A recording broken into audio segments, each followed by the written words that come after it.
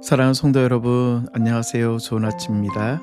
2025년 9월 17일 수요 묵상의 말씀은 레위기 20장 1절부터 16절 자기에게 돌아가리라 라는 말씀으로 함께 같이 묵상하기를 원합니다.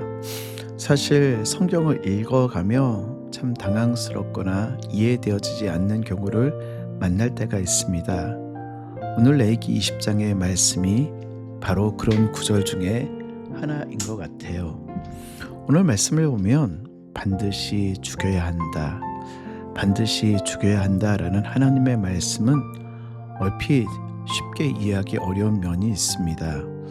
우리가 하는 하나님은 사랑의 하나님, 긍휼의 하나님, 오래 참으시는 하나님이라고 했는데 얼마나 극단적인 잘못을 저질렀기에 반드시 죽이라고 말씀하고 있는지, 또 이 말씀을 우리는 어떻게 이해해야 되는지 혼란스럽기 때문입니다. 먼저 이 말씀을 이해하기 위해서는 이 단락이 이스라엘 백성들에게 하나님의 백성으로서의 거룩이라는 주제를 다루고 있다라는 것이죠. 또 중요한 것은 이 말씀을 읽어야 할 첫 번째 독자, 즉 이 말씀을 직접 순종하고 살아내야 될 이스라엘 백성들의 상황에 대한 이해입니다. 그들은 애굽이라는 나라, 애굽이라는 세상에서 출애굽하였지만 애굽의 때를 온전히 벗어버리지 못하였습니다. 그런 그들에게 하나님의 백성, 하나님의 거룩한 삶을 살아가라라는 것은 참 쉽지 않는 부분이었겠죠. 오늘날도 처음 교회를 오시는 분들이 있습니다.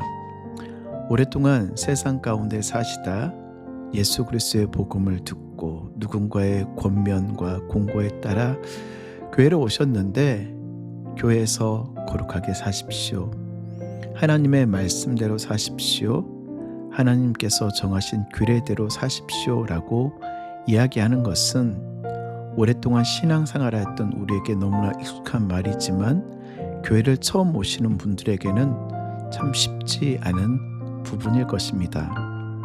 마찬가지로 애굽이라는 세상 가운데 이 젖어 있었던 살아왔던 이스라엘 백성들이 하나님의 부르심을 받기는 받았지만 하나님의 백성으로서의 삶을 살아갈 것을 요청하시는 하나님의 말씀 앞에 얼마나 이해하고 따라왔을까요?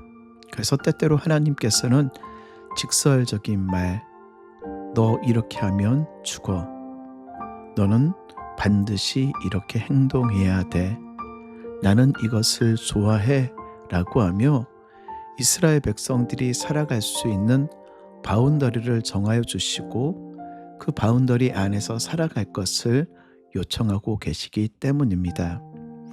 하나님이 반드시 죽여야 한다라고 표현하실 정도로 극단적인 잘못이 있다라는 것을 분명히 가르쳐야 했기 때문입니다. 그런데 이 말씀을 하시며 후렴처럼 반복되어지는 표현이 자기에게로 돌아가리라 라는 말씀입니다. 자기에게로 돌아가리라, 무엇이요? 바로 그 죄의 결과, 잘못의 결과가 자기에게로 돌아가리라. 이 말씀은 그 잘못의 책임이 바로 자기 자신에게 있다라는 것을 이야기하고 있습니다. 하나님의 거룩한 백성으로 하나님께서 하지 말라는 이 일들을 행함으로 죽게 되어졌을 때 그 피가 자기에게로 돌아간다라는 것, 즉 자신의 책임이라는 말입니다. 신앙생활 하시는 분들 가운데 이렇게 이야기하시는 분들을 종종 만날 때가 있습니다. 목사님, 왜 하나님은 아담과 하와를 에덴 동산 아름다운 곳에서 창조하시고 살게 하시면서 왜 동산 중앙에 있는 선악과를 만드셔서 왜 아담과 하와를 범죄하게 하신 하나님 아니십니까? 모든 것을 잘 아시는 하나님께서 왜 선악을 알게 하는 열매를 주셔서 인간이 죄를 짓게 하셨냐고.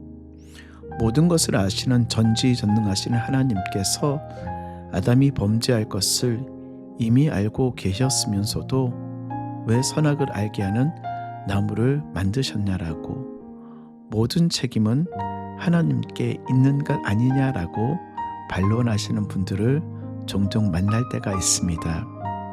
네, 사실 맞는 말인 것처럼 보여지지만 그 말에는 큰 함정이 있습니다.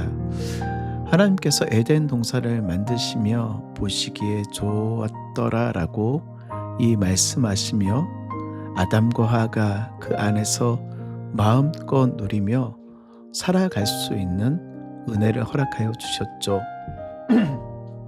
그런데 만약에 그 에덴 동산에서 어디까지 인간이 할 수 있고 어디까지가 우리의 바운더리일까요? 하나님은 선악을 알게 하는 나무를 통하여 우리에게 죄를 주입시키기 위해서, 인간을 타락시키기 위해서 선악을 알게 하는 나무를 창조하신 것이 아닌, 하나님께서는 에덴 동산에 마음껏 free will, 자유의지를 가지고 로봇처럼 살아가는 것이 아닌, 하나님의 리모트 컨트롤로 그저 로봇처럼 살아가는 것이 아닌 그 안에 마음껏 누림으로 살아갈 수 있는 우리라는 존재를 창조해 주시죠. 그래서 과실을 따먹기도 하고 그 안에서 늘어지게 쉬기도 하고 그 안에서 내가 할 수 있는 모든 것을 하지만 그 안에 단 한 가지 바운더리, 우리에게 주시는 경계가 무엇이냐면 바로 선악을 알게 하는 그 나무를 통하여 우리의 한계와 우리의 바운더리와 우리가 할 수 있는 일 무엇인가를 분명하게 정하여 주시는 하나님의 경계선을 만들어 주셨다라는 사실이죠. 우리는 자꾸 선악을 알게 하는 나무를 통하여 하나님께 원인이 있다라고 이야기하지만, 하나님은 그 안에서 마음껏 누리며 살아갈 것을 요청하셨던, 마음껏 살아갈 것을 말씀하셨던 하나님이라는 사실입니다. 오늘도 동일하게 1차적인 죄의 원인과 결과는 바로 우리에게 있습니다. 아무리 우리의 입으로 변명을 한다 할지라도 우리의 죄의 결과는 번복할 수 없는 우리의 죄. 그래서 하나님께서 우리에게 바운더리를 정하여 주시고 한계를 정하여 주시며 우리가 할 수 있는 일과 할 수 없는 일들이 무엇인가를 반드시 보여주시기 위하여, 때로는 너무 당황하고 쉽게 이해할 수 없는 말씀이지만 directly, 직설적인 말들로 우리 한계를 정해주고 있는 것입니다. 두 번째는 오늘 레위기 20장의 모든 법들은 조건적이라는 사실이죠. 조건적이라는 말은 이 말씀을 지키는 자에게는 복을 주시고 지키지 않는 자에게는 벌을 주시겠다라는 그 말입니다. 문제의 핵심은 하나님께서 벌을 주시는 것이 아닌 지키기를 원하시는 그 하나님, 지키면 복을 주시는 하나님, 지키지 않으면 벌을 주시는 그 하나님, 나하기에 달렸습니다. 신명기 11장 26절부터 28절에 있는 말씀을 보면, 내가 오늘 복과 저주를 너희 앞에 두나니 너희가 만일 내가 오늘 너에게 명하는 너희 하나님 여호와의 명령을 들으면 복이 될 것이요, 너희가 만일 내가 오늘 너에게 명령하는 도에서 돌이켜 떠나 너희 하나님 여호와의 명령을 듣지 아니하고 본래 알지 못하던 다른 신들을 따르면 저주를 받으리라.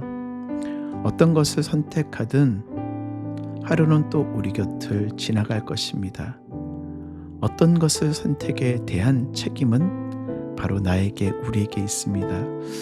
오늘 2025년 9월 17일 우리 인생에 다시 오지 않을 하루라는 오늘 하루의 삶 가운데 여러분은 무엇을 선택하시겠습니까?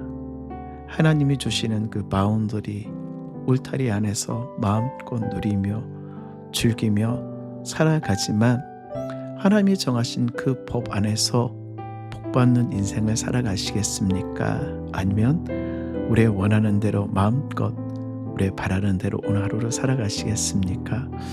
사랑하는 성도 여러분, 다시 오지 않을 2025년 9월 17일 오늘 하루의 삶이 주님과 동행하며 주님 안에서 마음껏 누림으로 살아내실 수 있는 오늘 하루의 모든 삶들 되시길 주의 이름으로 축복합니다.